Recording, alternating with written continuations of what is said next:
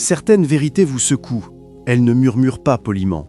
Elles saisissent votre cœur, vous arrêtent en plein élan et vous font remettre en question tout ce que vous pensiez juste. Pour beaucoup d'entre nous, donner à Dieu a été enseigné comme une taxe, un pourcentage fixe, une case à cocher pour se sentir en sécurité. Mais quand vous ouvrez les pages des évangiles et écoutez vraiment Jésus, vous découvrez quelque chose de surprenant. Il n'a jamais, pas une seule fois, exigé 10% du revenu de quiconque devant une foule. Au lieu de cela, il parlait de cœurs pleinement abandonnés. Il a loué la veuve pauvre dont l'offrande pouvait à peine acheter un pain, mais valait plus aux yeux du ciel que l'or des rois. Il a appelé un homme riche à tout donner, non pas parce que Dieu avait besoin de son argent, mais parce que le cœur de cet homme était enchaîné à ses richesses. Jésus ne construisait pas une entreprise, il construisait un royaume, et ce royaume repose sur l'amour, pas sur des pourcentages légalistes. Il ne s'agit pas de calculer le minimum que vous pouvez donner sans culpabilité. Il s'agit d'aimer Dieu si profondément que la générosité devient votre nature. Dieu ne veut pas votre portefeuille, il vous veut vous. Votre confiance, votre bonne volonté, votre joie dans le don. Pas seulement de l'argent, mais du temps, de la bonté, de la miséricorde, du pardon. Cette vérité vous libérera si vous la laissez faire. Elle brisera les chaînes du don motivé par la culpabilité et les remplacera par la joie d'une générosité guidée par l'esprit. Et en entendant ce que la Bible dit vraiment, vous ne verrez peut-être plus jamais le don, ni votre marche avec Jésus de la même manière. Car le plus grand don que vous puissiez placer dans ses mains est votre cœur. Numéro 1. Jésus voulait votre cœur, pas votre portefeuille. Quand Jésus parcourait les routes poussiéreuses de Galilée, il rencontrait des gens de toutes classes, des pêcheurs aux mains calleuses, des collecteurs d'impôts avec les poches remplies de pièces, des veuves n'ayant que l'espoir et des hommes riches dont les robes balayaient le sol. Il savait ce que l'argent représentait pour les gens, comment il pouvait être une source de sécurité ou une chaîne qui les emprisonnait. Mais dans chaque conversation sur les possessions, son attention n'était jamais sur le montant, c'était sur le cœur.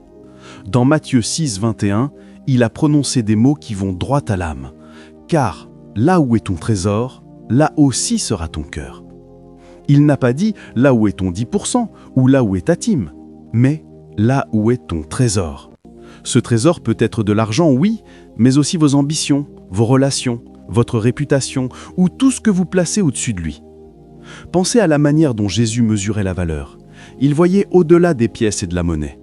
Il pouvait regarder un don qui semblait petit aux yeux du monde et le qualifier de grand aux yeux du ciel. Il pouvait regarder une offrande impressionnante aux yeux des gens et voir qu'elle était vide si elle venait de l'orgueil ou de l'abnégation. C'est pourquoi il dérangeait souvent les schémas confortables des chefs religieux. Ils avaient transformé le don dans une performance, un moyen d'être vu comme saint.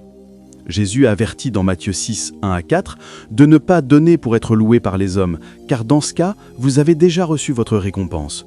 Le vrai don, il enseignait, est intime. C'est un échange discret entre vous et votre Père. Et voici ce qui peut déranger certains d'entre nous. Jésus n'a pas abaissé la norme. Il l'a élevé en ne fixant pas un pourcentage précis. Il nous a invités à quelque chose de plus profond. La loi donnait des chiffres, la grâce demande tout. Non pas parce qu'il en a besoin, mais parce que l'abandon ouvre la porte pour qu'il se répande dans chaque partie de votre vie. C'est le cœur du don dans le royaume. Ce n'est pas une transaction, c'est une transformation. Quand votre cœur lui appartient, la générosité n'est pas forcée, elle coule. Et elle ne s'arrête pas à l'argent. Elle déborde dans tous les aspects de la vie. Patience avec vos enfants, compassion pour les souffrants, pardon pour ceux qui ne le méritent pas, miséricorde pour les brisés. Cette vérité vous libérera si vous la laissez faire. Elle brisera les chaînes du don motivé par la culpabilité et les remplacera par la joie d'une générosité guidée par l'esprit. Et en entendant ce que la Bible dit vraiment, vous ne verrez peut-être plus jamais le don, ni votre marche avec Jésus de la même manière. Car le plus grand don que vous puissiez placer dans ses mains est votre cœur. Numéro 1. Jésus voulait votre cœur, pas votre portefeuille. Quand Jésus parcourait les routes poussiéreuses de Galilée, il rencontrait des gens de toutes classes, des pêcheurs aux mains calleuses, des collecteurs d'impôts aux poches remplies de pièces, des veuves n'ayant que l'espoir et des hommes riches dont les robes balayaient le sol. Il savait ce que l'argent représentait pour les gens, comment il pouvait être une source de sécurité ou une chaîne qui les emprisonnait. Mais dans chaque conversation sur les possessions, son attention n'était jamais sur le montant. C'était sur le cœur. Dans Matthieu 6, 21, il a prononcé des mots qui vont droit à l'âme. « Car là où est ton trésor, là aussi sera ton cœur. » Il n'a pas dit « là où est ton 10% » ou « là où est ta dîme », mais « là où est ton trésor ». Ce trésor peut être de l'argent, oui, mais aussi vos ambitions, vos relations, votre réputation, ou tout ce que vous placez au-dessus de lui. Pensez à la manière dont Jésus mesurait la valeur. Il voyait au-delà des pièces et de la monnaie. Il pouvait regarder un don qui semblait petit aux yeux du monde et le qualifier de grand aux yeux du ciel. Il pouvait regarder une offrande impressionnante aux yeux des gens et voir qu'elle était vide si elle venait de l'orgueil ou de l'obligation. C'est pourquoi il dérangeait souvent les schémas confortables des chefs religieux. Ils avaient transformé le don dans une performance, un moyen d'être vu comme saint. Jésus a averti dans Matthieu 6, 1 à 4 de ne pas donner pour être loué par les hommes, car dans ce cas, vous avez déjà reçu votre récompense. Le vrai don, enseignait-il, est intime. C'est un échange discret entre vous et votre Père. Et voici ce qui peut déranger certains d'entre nous. Jésus n'a pas abaissé la norme. Il l'a élevée en ne fixant pas un pourcentage précis. Il nous a invités à quelque chose de plus profond. La loi donnait des chiffres. La grâce demande tout. Non pas parce qu'il en a besoin, mais parce que l'abandon ouvre la porte pour qu'il se répande dans chaque partie de votre vie. C'est le cœur du don dans le royaume. Ce n'est pas une transaction. C'était un jour comme un autre dans les parvis du temple. Des hommes riches en robes flottantes avançaient avec assurance vers le trésor, leurs serviteurs portant des sacs lourds de pièces. Le bruit des pièces tombant dans les boîtes d'offrandes remplissait l'air. Les gens remarquaient, c'était le but. Puis, elle est arrivée. Une femme âgée, ses vêtements usés par des années de vie difficile, ses pas lents mais assurés. Dans sa main, 2 petites pièces de cuivre. Des leptes, la plus petite monnaie en circulation, presque sans valeur pour quiconque. Mais c'était tout ce qu'elle avait. Elle s'est approchée du trésor, y a déposé ses pièces et s'est éloignée. Personne n'a applaudi, personne n'a remarqué, sauf Jésus.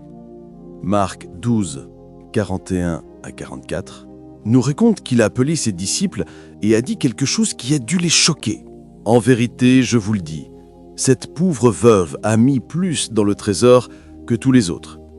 Car tous ont donné de leur superflu, mais elle, dans son indigence, a donné tout ce qu'elle avait, tout ce dont elle vivait. » Voyez-vous le schéma ? Jésus n'a pas mesuré son don par sa taille, mais par son sacrifice. Il n'a pas dit qu'elle avait donné 10% ou qu'elle avait rempli une obligation. Il a dit qu'elle avait donné tout ce qu'elle avait. Et cela suffisait pour attirer l'attention du ciel. Cette histoire révèle quelque chose de radical. Dieu n'est pas impressionné par les montants. Il est ému par la dévotion. Ce jour-là, le temple a reçu des dons bien plus importants. Mais le plus grand don est venu de celle qui a donné sans rien retenir. Cela devrait briser l'idée que la générosité consiste à atteindre un pourcentage fixe. Si c'était le cas, la veuve aurait été rejetée pour avoir donné trop peu.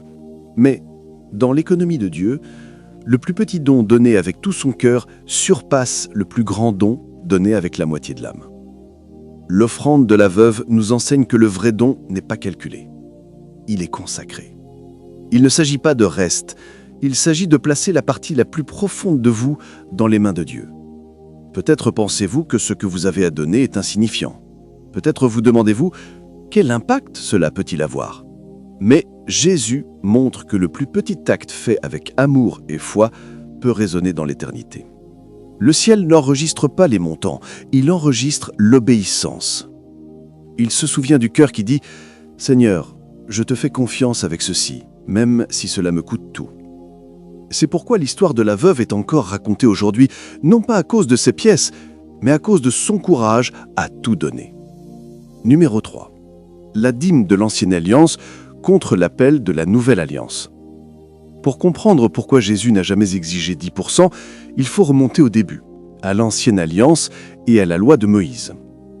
Dans le système de l'Ancien Testament, la dîme n'était pas un chiffre arbitraire, c'était une exigence spécifique pour la nation d'Israël.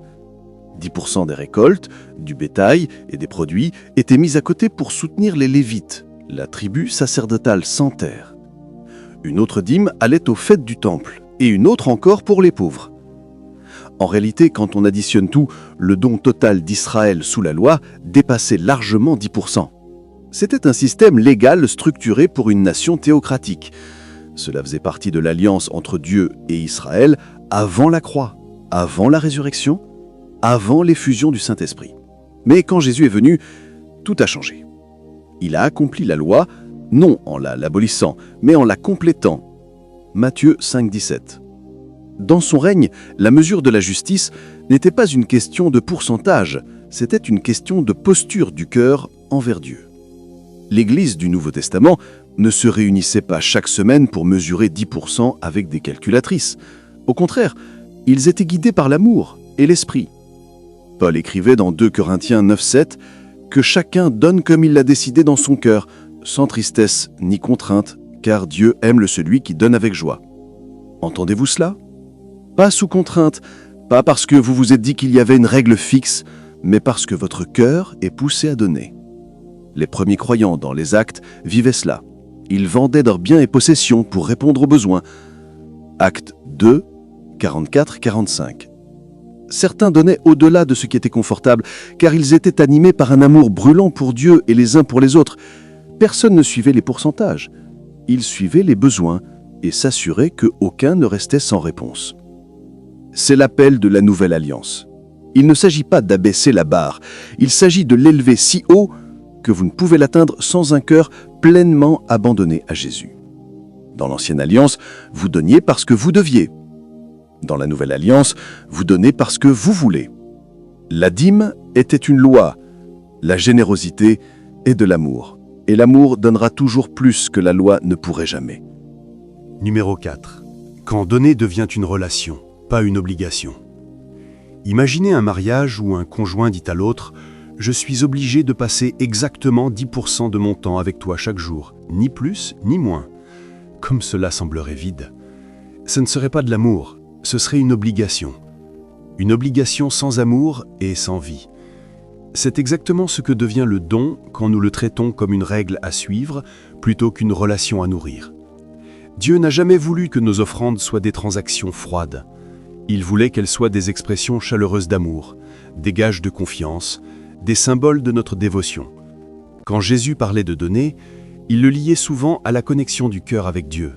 Dans Matthieu 6, 3 et 4, il a dit « Mais quand tu fais l'aumône, que ta main gauche ne sache pas ce que fait ta main droite, afin que ton aumône se fasse en secret, et ton Père qui voit dans le secret te le rendra. » C'est un langage de relation, c'est intime, c'est une affaire entre le Père et l'enfant qui se connaissent profondément. Dans l'Église primitive, cette intimité était évidente. Les croyants donnaient parce qu'ils étaient mus par l'amour, non parce qu'un dirigeant leur imposait un quota.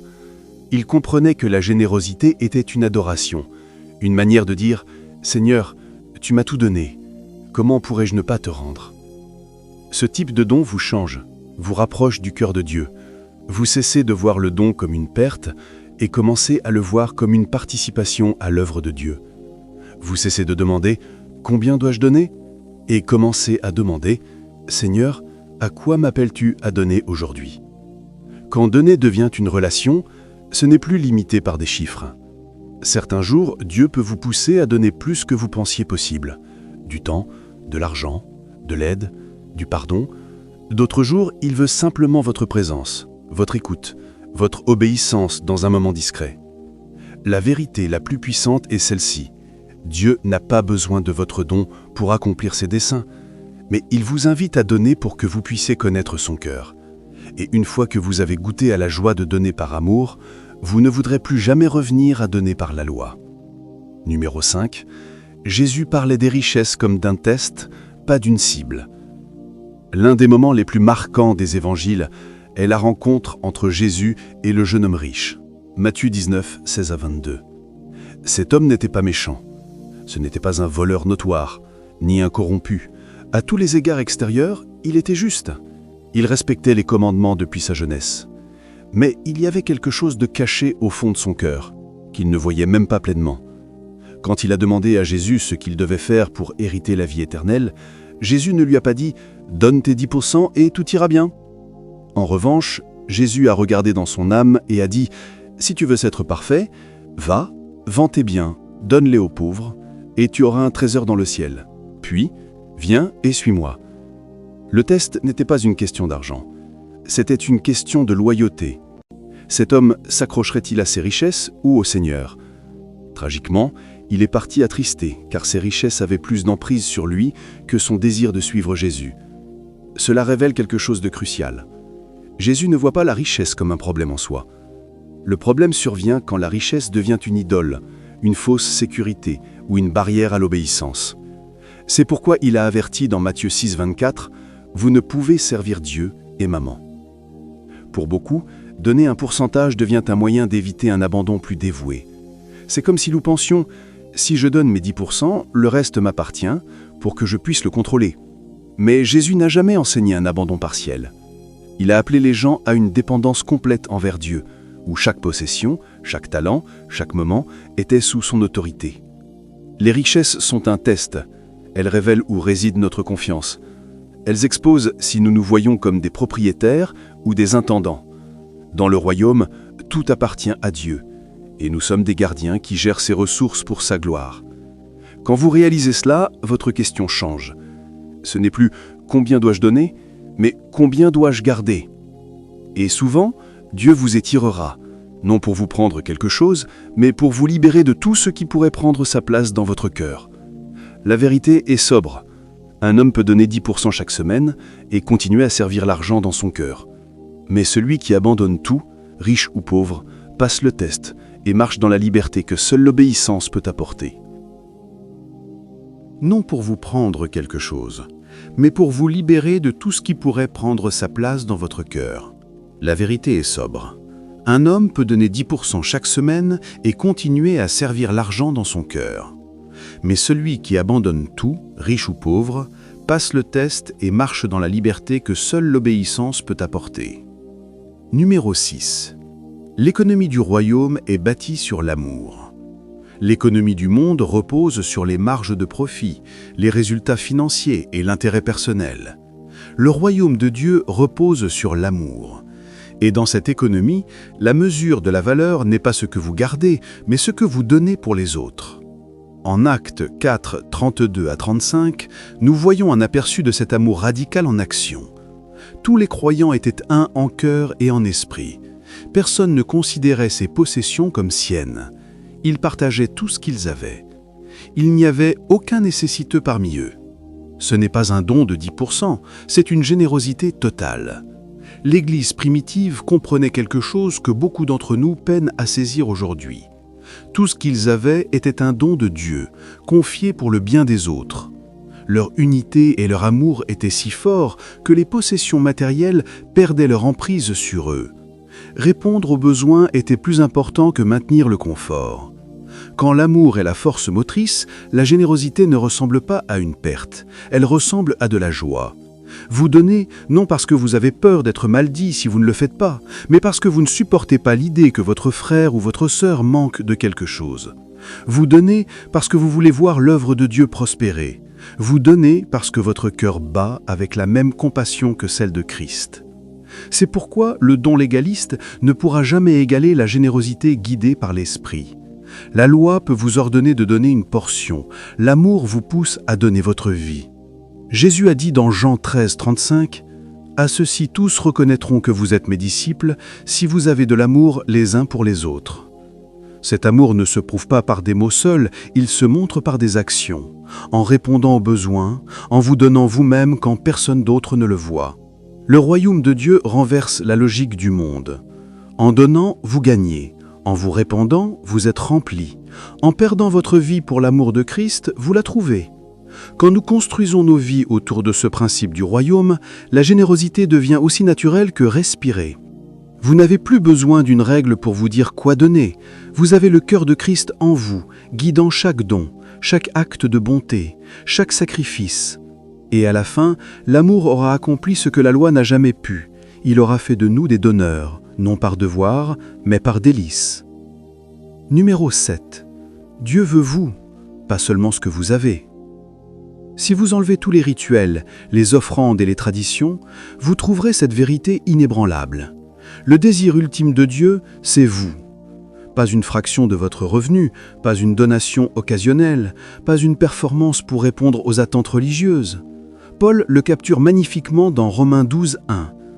« Je vous exhorte donc, frères, par les compassions de Dieu, à offrir vos corps comme un sacrifice vivant, saint, agréable à Dieu, ce qui sera de votre part un culte raisonnable. » Un sacrifice vivant signifie tout votre être, vos pensées, vos choix, vos talents, vos possessions, vos relations, placés sur l'autel de la volonté de Dieu. C'est une vie où rien n'est hors de sa portée. Quand vous appartenez entièrement à Dieu, la générosité découle de cette relation. Vous n'avez pas besoin qu'on vous dise combien donner. Vous marchez dans une communion quotidienne avec lui, l'écoutant. Parfois, il peut vous pousser à donner financièrement. D'autres fois, il peut demander votre temps, votre attention, votre encouragement, ou votre courage pour défendre la vérité. Mais voici la partie magnifique. Le désir de Dieu pour vous n'est pas enraciné dans la cupidité. Il est enraciné dans l'amour. Il veut tout de vous parce qu'il veut remplir tout de vous. Il veut prendre les morceaux brisés de votre vie et en faire quelque chose de saint, d'entier et utile pour son royaume. Trop souvent, nous pensons que Dieu est principalement intéressé par notre contribution. Mais en réalité, il est après notre connexion. Il ne veut pas seulement le don, il veut le donneur. Il veut marcher avec vous dans les matins tranquilles, vous fortifier dans vos moments les plus faibles et vous guider dans chaque décision. Et quand vous vous donnez pleinement à lui, vous découvrez la joie profonde de savoir que votre vie, pas seulement votre argent, a un impact éternel. Vous devenez un vaisseau de son amour, de sa vérité et de sa puissance. Quand Dieu vous a, tout le reste suit. Votre don cesse d'être un acte religieux séparé et devient une partie de votre culte quotidien. Vous vous retrouvez à dire « Seigneur, tout ce que j'ai est à toi, utilise-moi comme tu veux ». En fin de compte, c'est l'appel de Jésus. Non pas 10% de votre revenu, mais 100% de votre cœur.